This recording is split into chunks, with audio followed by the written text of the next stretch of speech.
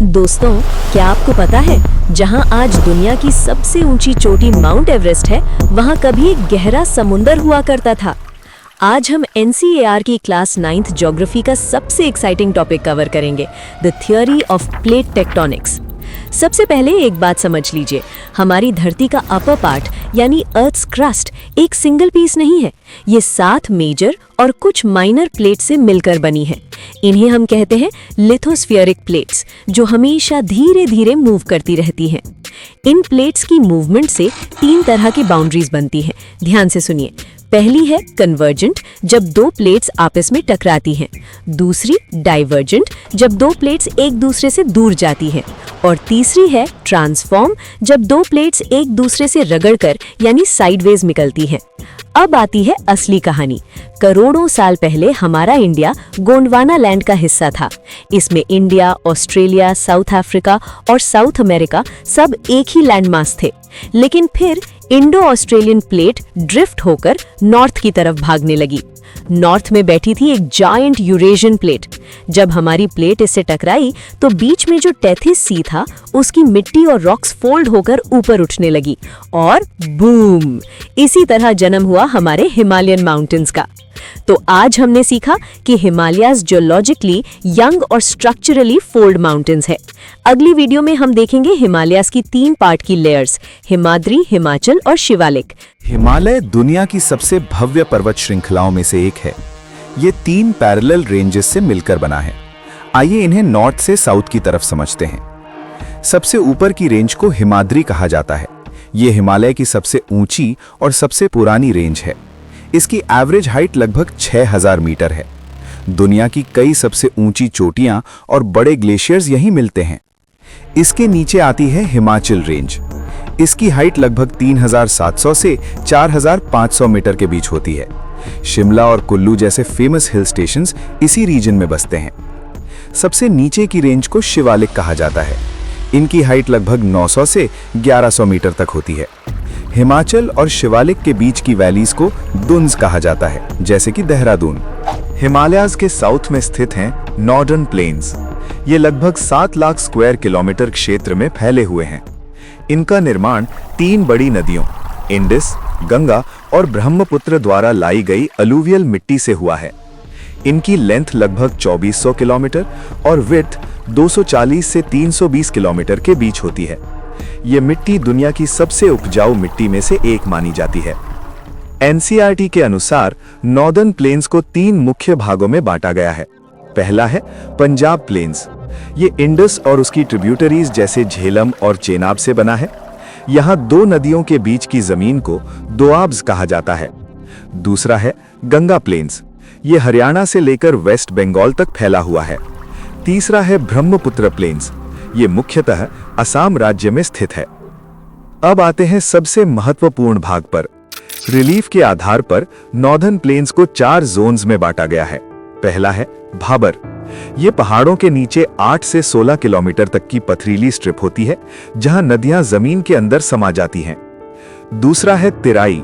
ये भाबर के नीचे स्थित दलदली और गीला क्षेत्र है, जहां घने जंगल पाए जाते हैं। तीसरा है भांगर। ये पुरानी अलूवियल मिट्टी से बनी ऊंची भूमि होती है, जिसमें कंकड़ यानी कैल्शियम के कण पाए जाते हैं। चौथा और सबसे महत्वपूर्ण है खादर। ये नई मिट्टी होती है जो हर साल बाढ़ के साथ आती है और ये सबसे अधिक उपजाऊ होती है। हिमालयाज जहां नए यानी यंग माउंटेन्स हैं, वहीं पेनिनसुलर प्लेटो भारत का सबसे पुराना भौगोलिक हिस्सा है। ये एक टेबल लैंड जैसा दिखता है, यानी एक ऊंची और सपाट जमीन। ये पुराने क्रिस्टलीन, इग्नियस और मेटामॉर्फिक रॉक से बना हुआ है। पेनिनसुलर प्लेटो का निर्माण गोंडवाना लैंड के टूटने और ड्रिफ्ट होने के कारण हुआ था। इसके 2 मुख्य भाग हैं। पहला है सेंट्रल हाईलैंड्स, जो नर्मदा रिवर के नॉर्थ में स्थित है, जैसे मालवा प्लेटो। दूसरा है डेक्कन प्लेटो, जो नर्मदा के साउथ में स्थित है और इसका शेप लगभग ट्रायंगल जैसा है। ये प्लेटो मिनरल्स का खजाना माना जाता है। यहाँ आयरन, कोल और गोल्ड जैसे इंपॉर्टेंट मिनरल्स पाए जाते हैं। इसका नॉर्थ वेस्टर्न हिस्सा डेक्कन ट्रैप के नाम से जाना जाता है। ये काली मिट्टी यानी ब्लैक सॉइल से भरा होता है।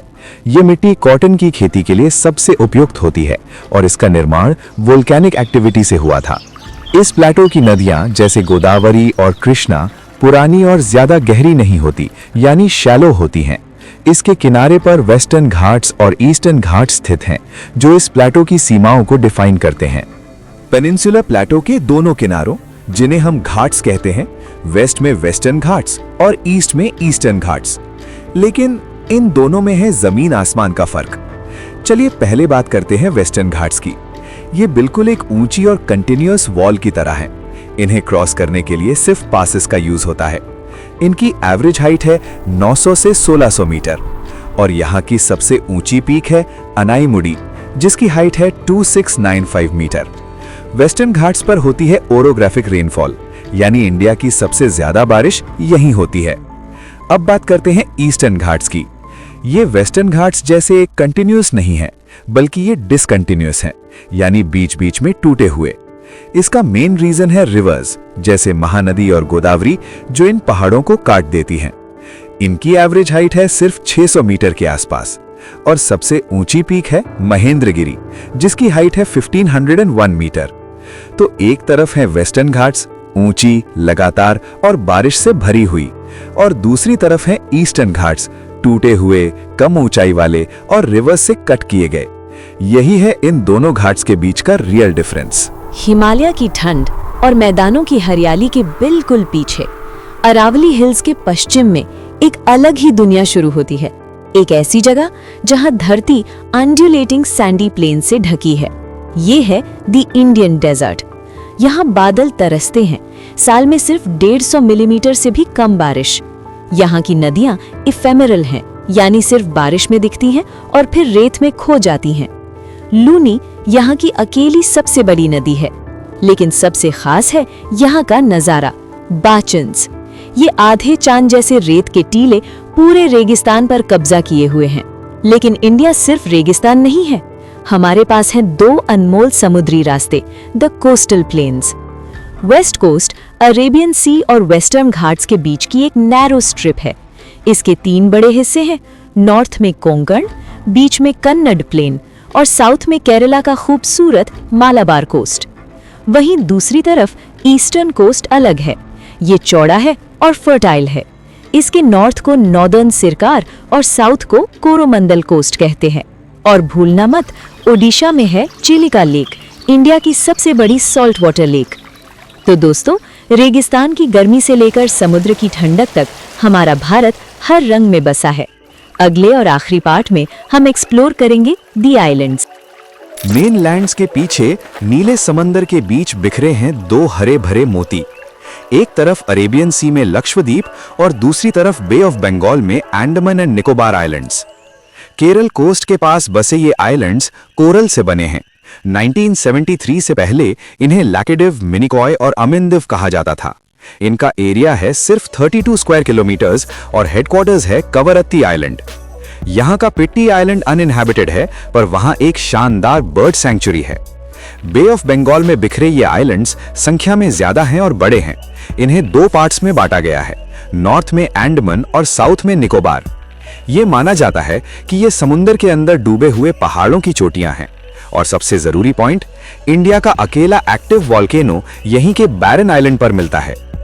तो दोस्तों, भारत का हर फिजियोग्राफिक डिवीजन एक दूसरे का साथ देता है। हिमालयाज हमें पानी देते हैं, मैदान खाना, प्लाटो मिनरल्स और आइलैंड्स समुद्री ताकत। ये डाइवर्सिटी ही भारत की असली शक्ति है। चैनल को लाइक, शेयर और सब्सक्राइब जरूर करें। Thank you.